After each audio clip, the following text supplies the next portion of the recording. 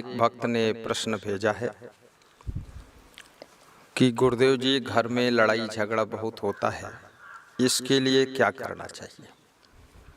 और कई आश्रमों में देखा जाता है कि साधुओं में लड़ाई झगड़ा होता है, कई गृहस्थों के घरों में सास बहू में लड़ाई झगड़ा होता है, कितने गृहस्थों के यहाँ भाई भाई में, पिता पुत्र में लड़ाई झगड़ा होता है, पड़ोसी से लड़ाई झगड़ा होता है। कितनी जगहों पर देखा जाता है कि राजनीति में पार्टी को लेकर के एक नेता दूसरे नेता से लड़ाई झगड़ा करता है, व्यापारी में लड़ाई झगड़ा होता है, ग्राहक और दुकानदार में लड़ाई झगड़ा होता है, मीडिया वालों से भी लड़ाई झगड़ा होता है। और कितनी जगहों पर ऐसा भी देखा गया है कि गुरु भाई भी लड़ाई झगड़ा करते हैं, सास और बहू ये दोनों भिड़ जाती है। तो ये लड़ाई झगड़ा है कहाँ नहीं, सभी जगह लड़ाई झगड़ा है।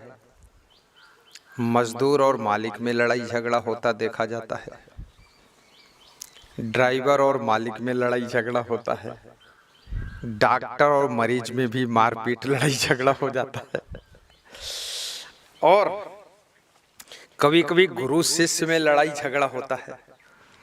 तो आखिर ये क्यों होता है और ये कैसे मिटेगा, इसका सवाल आज खड़ा हो गया। क्योंकि मैंने देखा है ऐसी कोई जगह नहीं जहां लड़ाई झगड़ा ना हो, लेकिन कुछ ऐसी जगह हैं जहां लड़ाई झगड़ा नहीं भी है, और लड़ाई झगड़ा को मिटाने के फार्मूले भी हैं। क्यों होता है लड़ाई झगड़ा, इसके पीछे रीजन क्या है? इसके पीछे रीजन है कि जब मनुष्य मनमानी करता है, गलत काम करता है, बुरे कार्यों में प्रवृत्त हो जाता है, किसी की सुनता नहीं है, समझाए से समझता नहीं है, लालच में फंसा हुआ है, चोरी भी करता है, बेविचारी करता है, जुआ खेलता है, ऊट पटांग काम करता है, न भाई की सुनता है, न पिता की सुनता है, न बेटे की सुनता है, उचित अनुचित का ध्यान ही नहीं रखता है, आलस्य भी बहुत है, और अहंकार चरम सीमा पर चढ़ा हुआ है। इसलिए लड़ाई झगड़ा होता है। इसको मिटाने के लिए मेरा क्या कर्तव्य है और किस स्थान पर, किस सिस्टम में, किस कंडीशन, पोजीशन, सिचुएशन में मेरा क्या कर्तव्य बनता है। लोग प्रायः ये सोचते हैं मेरा अधिकार है, ये मेरा हक है, मुझे ऐसा देना चाहिए, मुझे मेरे लिए ऐसा करो। अधिकार के लिए जहाँ लोग सोचते हैं वहाँ लड़ाई झगड़ा जरूर होगा। जहाँ लोग लालच करेंगे वहाँ भी लड़ाई झगड़ा जरूर होगा। जहाँ पर लोगों के अंदर सहनशीलता नहीं है, लड़ाई झगड़ा खूब होगा। लोग जहाँ घर ही में चोरी कर रहे हैं, आश्रम में भी चोरी कर रहे हैं, वहाँ लड़ाई झगड़ा होगा। जिनके आचरण सही नहीं है, बेविचारी टाइप के हैं, कुकर्मी है, दुष्कर्मी है, उनके घर में, उनके आश्रम में लड़ाई झगड़ा खूब होगा। जो लोग अपने कर्तव्य को याद करते हैं कि मेरा धर्म क्या है और मैं क्या हूँ, मुझे क्या करना चाहिए। मान लिया सपोज आपके पिताजी शराब पीते हैं, आप लोग उनसे नाराज होते हैं, लेकिन अब आप ये सोचिए कि ऐसी कंडीशन में आपका क्या कर्तव्य है। पहली बात तो आप शराब मत पीजिए।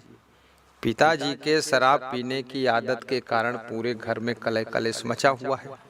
अब उस आदत को तुम मत सीखो। कितने घरों में पिता शराब पीता है और उसको बेटा समझाता था मत पियो पिताजी, 2-3 साल बाद वो बेटा भी पीने लगा, तो आप भी उसी राह पर चले गए। अब झगड़ा और बढ़ेगा।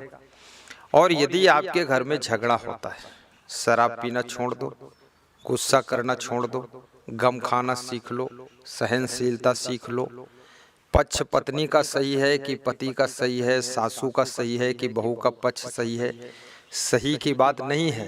यहाँ बात ये है, गम खाना पड़ता है सही पक्ष वालों को भी। देखिए भगवान श्री राम ने कितना गम खाया। जब सोने के मृग को सीता जी ने देखा तो सीता जी ने कहा कि हे राम, इस सोने के मृग को आप लेकर के आओ।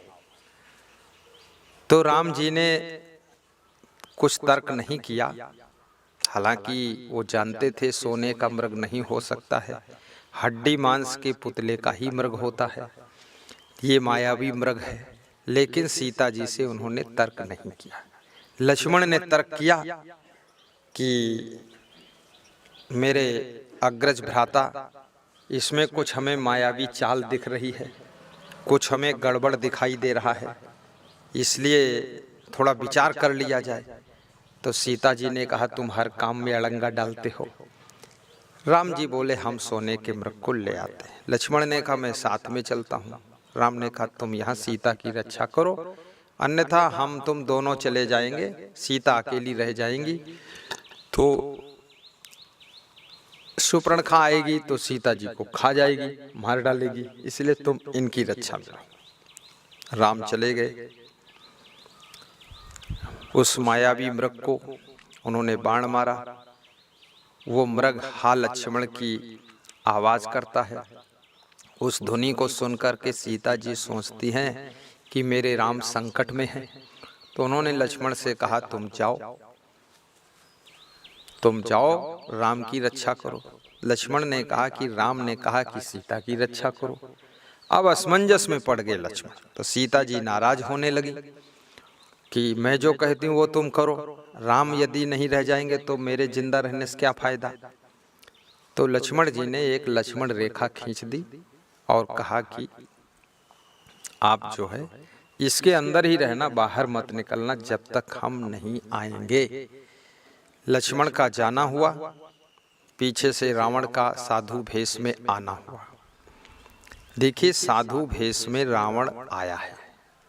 यहाँ पर भी सीखना चाहिए कि साधु भेष में हर व्यक्ति साधु नहीं होता है, साधु भेष में हर व्यक्ति महात्मा नहीं होता है। दाढ़ी बढ़ाने वाला, जटा रखने वाला, मुंडन कराने वाला, बहुत पगड़ी अच्छी बांधने वाला, चमकीले कपड़े पहनने वाला, गले में खूब माला डालने वाला और तिलक लगा करके खूब माथा पोतने वाला, ये हर व्यक्ति साधु नहीं होता है। लाल पीले कपड़े पहन करके, काले कपड़े पहन करके, एक अद्भुत वेशभूषा बना करके व्हाइट कपड़े पहनने वाला, ये साधु नहीं होता है। कपड़ा कोई पहन सकता है, लेकिन कपड़ा बदलना आसान है, लफड़ा बदलना कठिन है। तो दुनिया को सीखना चाहिए कि साधु भेष में आप थोड़ा उस पर संदेह भी कीजिए कि रावण है कि वास्तव में ये साधु भेष में विश्वामित्र है कि अगस्त मुनि है, कि ये साधु भेष में ब्रह्मचारी महात्मा है कि बेविचारी है। इसलिए पहले परखो, जांचो, उसके बाद उससे जुड़ो। बिना जांच के, बिना परख के जुड़ोगे तो साधु के, नकली साधु से भी अशांति पैदा होगी। जैसे राम को अशांति हुई, लक्ष्मण को अशांति हुई, सीता को अशांति हुई। अब सीता जी भिक्षा देने के लिए लक्ष्मण रेखा लांघ जाती हैं, रावण उनको उठा ले जाता है, लंका सीता जी पहुंच जाती हैं, रोती गाती हैं। इधर राम जब वापस लौटते हैं, सीता जी को पंचवटी में नहीं पाते हैं, राम का मन भी दुखी होता है और राम लक्ष्मण दोनों आपस में तर्क नहीं करते हैं, सीता जी की खोज में लग जाते हैं और खोज में फिर राम रावण का युद्ध होता है। बहुत लंबी कहानी है, उसको मुझे सुनाना नहीं है, उसमें देर भी हो जाएगी। और सीता जी को वापस लाते हैं। वापस लाने के बाद राम ये नहीं कहते हैं कि तुमने लक्ष्मण रेखा क्यों लांघी थी या तुमने सोने के मृग को मारने के लिए क्यों भेजा था। तर्क वितर्क नहीं किया। राम ने सोचा मैं मेरा कर्तव्य निभा दूं, अब सीता जी से जो चूक हो गई, गलती हो गई, उसको हम क्षमा करते हैं। तो परिवार में यदि झगड़ों से बचना है, जहाँ पर आप रहते हैं, चाहे साधु समाज में हो या गृहस्थ समाज में हो, घर परिवार में हो या कि राजनीतिक पार्टी में हो, तो वहाँ 2-3 बातें ध्यान रखने योग्य है। गलती करने वालों को क्षमा भी कीजिए और ज़्यादा गलती करते हैं, जैसे रावण ने बहुत बड़ी गलती किया तो राम भगवान ने उसको दंड भी दिया। परशुराम ने राम को गाली दिया, कठोर शब्द बोले, राम ने क्षमा कर दिया। लेकिन कुंभकर्ण को राम ने वध करके दंड दे दिया। राम ने रावण का वध करके दंड दिया। बहुत बड़ी गलती किया था बाली ने, सुग्रीव की पत्नी को रख लिया था, राज्य छीन लिया था, तो उसको भी वध करके दंड दिया। तो कब किसको कितना कहाँ दंड देना है, कब कहाँ क्षमा करना है, कब कहाँ गम खा लेना है, कब किसके साथ झुक जाना है, कब किसके साथ चुप हो जाना है, ये सब हमको विवेक रखना चाहिए। कभी आपकी पत्नी गलती करती है, कितनी स्त्रियां हैं तो वे फिजूल खर्ची बहुत करती हैं, जिसके कारण पति पत्नी में झगड़ा होता है। कितनी स्त्रियां रोज रोज नई नई साड़ी पहनना चाहती, 365 दिन में 365 कलर की साड़ी पहन। कितनी लेडीज तो ऐसी है जो कि हर घंटे में साड़ी बदलना चाहती है। पति की चाहे पीठ बिक जाए पर उनकी साड़ी नहीं होनी चाहिए। और कितने पुरुष लोग ऐसे हैं, हीरो बने रहते हैं कि न जाने कितनी ड्रेस बदलते हैं और न जाने क्या क्या फिजूल खर्ची करते हैं, पान तम्बाकू डली सब सुपारी खाते रहते हैं। उसके कारण भी घरों में झगड़ा होता है। तो आप घर के झगड़ा से बचना चाहते हैं तो नशा व्यसन छोड़ दीजिए। आपकी वाइफ कहती है आप दारू मत पियो, तो क्या फर्क पड़ता है, मत पीजिए। क्योंकि बचपन में 20 साल 22 साल की उम्र तक तुमने नहीं पिया तो क्या फर्क पड़ा। अभी बीमार हो जाओ, हॉस्पिटल में 6 महीने भर्ती रहो, टांग टूट जाए, दारू तो दारू बीड़ी पीने को नहीं मिलेगी, तो आप कैसे मन को रोक लोगे। अभी आपको गलती हो जाए, जेल में चले जाओ, वहाँ 10 साल रहो, वहाँ दारू नहीं मिलेगी, तब कैसे आप अपने मन को रोकोगे। तो जेल में आप परवश होकर के मन को रोकोगे, हॉस्पिटल में परवश होकर मन को रोकोगे, तो आप कृपया अपने घर में सोबस होकर के मन को रोक लीजिए, दारू छोड़ दीजिए, घर का कलेश मिट जाएगा। व्यभिचार मत कीजिए। जब पत्नी को संदेह होता मेरा पति कोई दूसरी औरत के साथ संबंध रखता है, तब उसको दुख होता है और फिर उसके कारण उसे गुस्सा आती है और तुम्हारे से प्रेम उसका घट जाता है, फिर लड़ाई शुरू होती है। तो कृपया दूसरे की स्त्री से या दूसरे के पुरुष से संबंध मत रखिए। भाई आपने शादी किया, शादी का मतलब है विश्वास, तो विश्वास का मतलब है धोखा मत दीजिए। और धोखा न देने का मतलब है कि जिसको पति माना है पति जैसा व्यवहार उसी के साथ कीजिए, जिसको पत्नी माना पत्नी जैसा व्यवहार उसी के साथ कीजिए। बाकी जो स्त्रियां हैं, बाकी जो पुरुष हैं, उनके साथ में पवित्र मन रखिए। आपके घर में लड़ाई झगड़ा बंद होगा। आलस्य मत कीजिए, काम भी कीजिए। काम नहीं करोगे घर में गरीबी आ जाएगी, गरीबी आ जाएगी समस्या खड़ी हो जाएगी, फिर निर्वाह की समस्या खड़ी होगी, आवश्यक सामान की आपूर्ति नहीं हो पाएगी, तो घर में फिर लड़ाई झगड़ा शुरू होगा। इसलिए मेहनत भी करना चाहिए। और मेहनत ना करने से शरीर बीमार भी हो जाता है, क्योंकि शरीर परिश्रम चाहता है। संतोष भी रखना चाहिए। कितने घरों में छोटी छोटी बातों को लेकर झगड़ा होता है कि उसने दूध ज़्यादा पी लिया, उसने घी ज़्यादा खा लिया, हमको दूध नहीं मिला, हमको अच्छा बिछौना नहीं मिला, उसको अच्छा कमरा मिल गया, हमको। धीरे धीरे सबको मिल जाएगा। संतोष रखिए, गम खाइए, सबकी व्यवस्था हो जाएगी। और एकता संगठन में रहिए और डट के मेहनत करिए। अपने घर में किसी को जो ज़्यादा बुद्धिमान है, ज़्यादा डायरेक्शन देता है, अच्छे डिसीजन लेता है, उसको डायरेक्टर मान लीजिए, मार्गदर्शक मान लीजिए, उसको मास्टर माइंड चुन लीजिए, अपने घर का मुखिया मान लीजिए, आश्रम का मुखिया मान लीजिए, उसकी बात को मानिए। वो कह दे सब लोग चुप रहो तो चुप रहिए, वो कहे शांत रहो शांत रहिए, वो कहे कि बस आज ये काम होना तो उस काम में जुट जाइए। क्योंकि बिना स्टीयरिंग के गाड़ी भी नहीं चलती है। तो आप घर में किसी को स्टीयरिंग नहीं बनाओगे तो गाड़ी नहीं चलेगी। कभी कभी ऐसा होता है लोग आपके साथ में गलत व्यवहार करते हैं, आपको ठग लेते हैं और आपको गुमराह कर देते हैं, आपसे झूठ बोल करके लब्बो झब्बो करके पैसा ले लेते हैं। बाद को तुमको उससे दुख होता है, फिर उससे लड़ाई झगड़ा हो सकता है। इसलिए किसी को ठगो मत, तो क्यों आपसे कोई लड़ाई झगड़ा करेगा।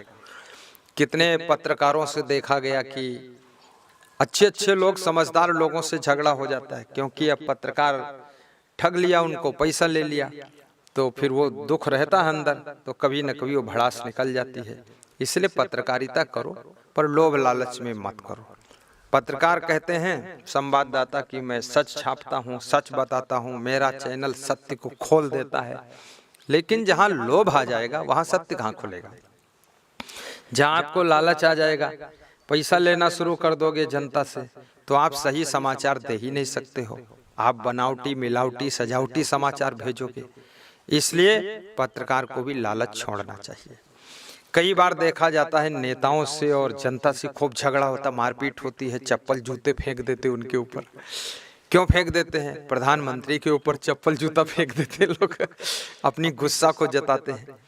क्योंकि जब वोट मांगने आए थे, घोषणा पत्र में कहा था कर्जा माफ कर दूंगा, ये सड़क बना दूंगा, वो पुल बना दूंगा, यहाँ स्कूल बना दूंगा, सबके ये कर दूंगा, वो कर दूंगा, और जीत गए तो 4 साल तक लौट कर नहीं आए। अपना घर तो बना लिया, अपना बैंक बैलेंस बना लिया। 2 बीघे जमीन थी जब चुनाव लड़े थे, आज उनके पास में 2500 बीघे जमीन है। ये कहाँ से आ गई? आखिर ये जनता का पैसा आपने नहीं लूटा है, आखिर ये आपने जो है शासन प्रशासन का पैसा नहीं खाया है, तो इतना ये आया कहाँ से?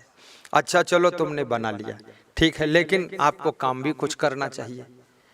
और जनता फिर आपसे नाराज होगी तो आपके मुर्दाबाद के नारे लगाएगी, आपका वो पुतला बना करके फूंकेगी, और आपको पा जाएंगे लोग तो मारेंगे भी, लड़ाई झगड़ा होगा।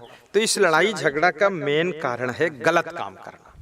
आप गलत काम करोगे, लड़ाई झगड़ा बंद नहीं होगा।